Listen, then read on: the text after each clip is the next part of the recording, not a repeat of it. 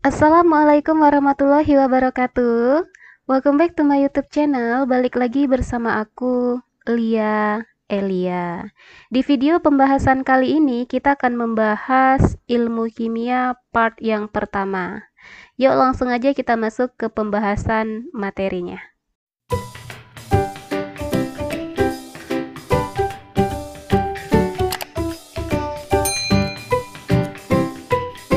Ilmu kimia part yang pertama, kita akan membahas tentang pengenalan ilmu kimia dan metode ilmiah. Oke, yang pertama kita bahas dulu untuk pengenalan ilmu kimia. Oke, ilmu kimia adalah ilmu yang mempelajari tentang rekayasa atau perubahan materi baik secara kimia maupun secara fisiknya. Rekayasa materi atau perubahan materi bisa kita tinjau melalui dua hal. Yang pertama, bisa dilihat dari perubahan atau rekayasa materi yang dapat dikaji berdasarkan perubahan energi yang menyertainya. Dan yang kedua, dapat diketahui melalui perubahan sifat-sifat sebelum dan sesudah mengalami perubahan. Oke, dari sini bisa kita simpulkan ilmu kimia mempelajari tentang struktur materi. Oke, kita buat dulu ya. Jadi kesimpulannya, dia mempelajari tentang sifat materi,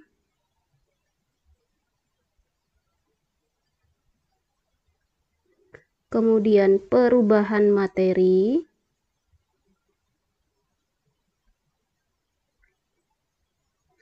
dan energi yang menyertai perubahannya. Oke lah, inilah yang akan kita pelajari di dalam ilmu kimia. Oke, sekarang kita masuk ke peranan ilmu kimia dalam kehidupan kita sehari-hari.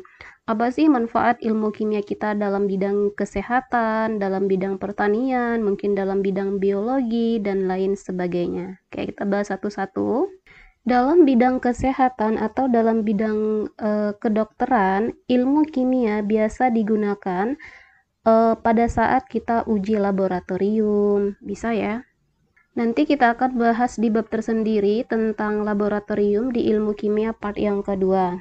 Nah, selain untuk digunakan dalam uji laboratorium, ilmu kimia dalam kesehatan bisa kita manfaatkan juga pada saat di zaman yang sekarang yang lagi booming-boomingnya penemuan vaksin untuk COVID ya. Oke, selain penemuan vaksin bisa juga kita manfaatkan untuk penemuan senyawa obat.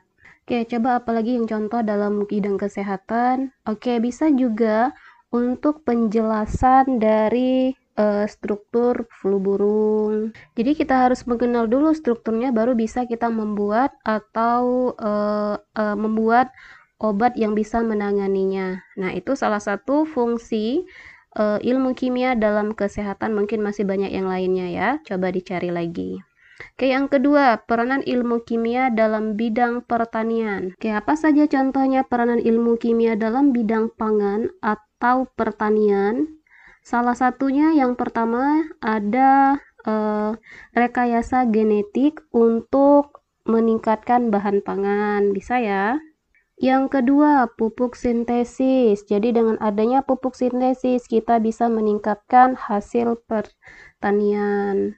Oke, coba apalagi selain pupuk sintesis, peranan ilmu kimia dalam pertanian atau dalam bidang pangan.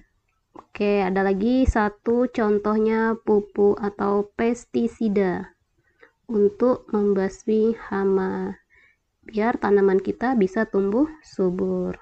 Oke, sekarang yang ketiga, peranan ilmu kimia dalam bidang industri atau teknologi bahan.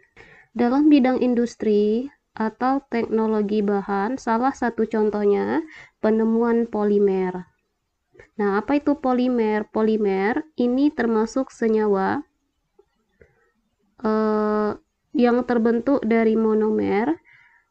Salah satunya dalam kehidupan kita sehari-hari, contoh dalam pembuatan karet, plastik, nilon, itu dari bahan-bahan atau yang dihasilkan dari produk polimer. Oke, selain polimer dalam bidang industri bisa juga adalah contohnya penemuan LCD. Nah, ini dalam industri juga ya, penemuan LCD dan mikroprosesor. Masih banyak yang lainnya sebenarnya ya. Nah, selain mikroprosesor, kita juga dalam menggunakan mesin, itu ya, mikroprosesor.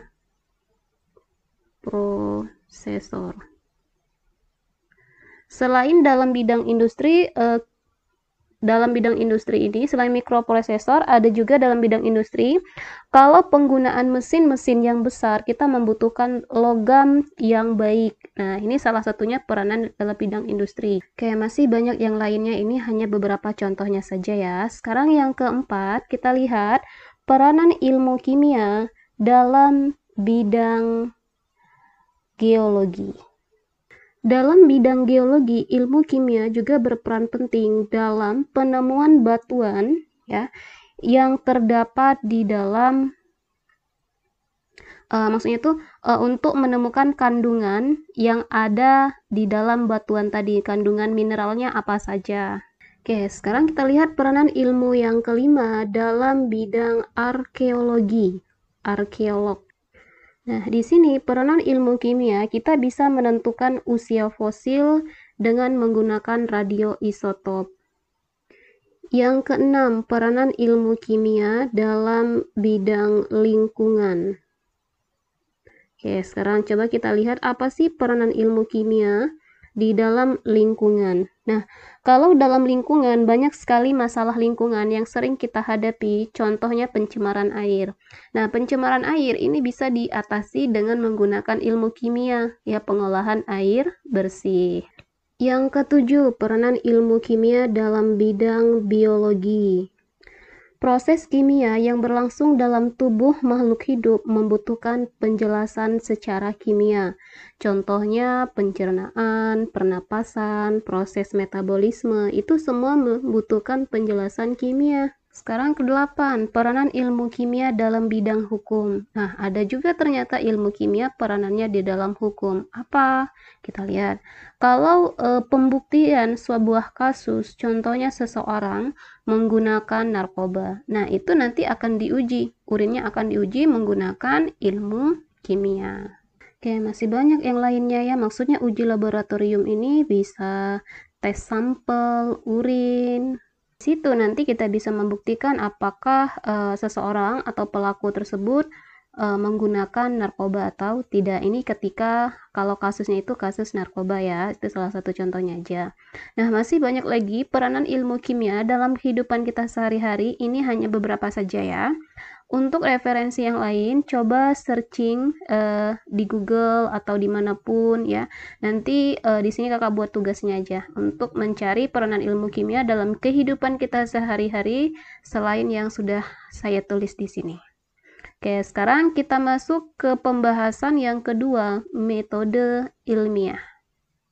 Oke, metode ilmiah adalah suatu cara atau metode dalam mempelajari dan mendapatkan ilmu kimia. Atau supaya dia general atau umum, ini untuk mendapatkan ilmu pengetahuan ya dalam kehidupan kita sehari-hari, baik dalam ilmu fisika, ilmu kimia, ilmu biologi, pasti kita akan membutuhkan yang namanya metode ilmiah. Nah, ada beberapa tahap yang harus kita ikuti pada saat kita menemukan untuk mendapatkan ilmu pengetahuan tersebut, yang sering kita kenal dengan istilah tahap metode ilmiah. Tahap yang pertama dalam metode ilmiah, kita harus merumuskan masalah terlebih dahulu. Masalah maksudnya sesuatu yang akan diteliti berupa pertanyaan ilmiah yang dapat dijawab dengan percobaan dan dibuktikan dengan percobaan. Setelah kita membuat pertanyaan di dalam rumusan masalah, kita akan menyusun hipotesis. Nah, hipotesis di sini merupakan dugaan sementara yang belum tentu kebenarannya dan nanti bisa dibuktikan melalui suatu percobaan. Langkah yang ketiga, kita akan melaksanakan penelitian untuk membuktikan hipotesis kita tadi. Setelah kita melakukan penelitian, kita akan mengumpulkan data hasil dari penelitian kita. Nah, data yang kita kumpulkan bisa berupa data kuantitatif maupun secara kualitatif. Kalau secara kualitatif, di sini kita hanya menggunakan alat indera saja. Kalau untuk kuantitatif menggunakan alat ukur, biasanya nanti datanya itu dalam bentuk angka. Tahap selanjutnya, setelah kita mengumpulkan data hasil penelitian, kita harus mengolah dan menganalisis data yang kita hasilkan tadi. Nah, pada tahap ini kita akan membuktikan hipotesis kita tadi. Jika hipotesis kita benar, maka kita akan diterima hipotesisnya. Jika tidak, hipotesisnya tidak diterima.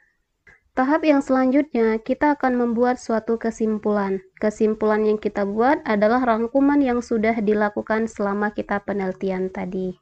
Tahap selanjutnya, kita akan menyusun laporan ilmiah dan mempublikasikan hasil penelitian kita ke khalayak ramai. Nah, bagaimana format laporan ilmiah? Format laporan ilmiah pada saat kita pertama harus membuat pendahuluan, kajian pustaka, metode penelitian, pembahasan, kesimpulan, dan daftar pustaka yang berisi patokan kita dalam meneliti tadi, buku apa yang kita pakai ya. Oke, sekian video pembahasan tentang ilmu kimia part yang pertama. Semoga video pembahasan ini mudah difahami, dan jika video ini bermanfaat buat kalian, share ke teman-teman kalian ya, biar manfaatnya lebih banyak lagi. Oke, saya akhiri. Wassalamualaikum warahmatullahi wabarakatuh.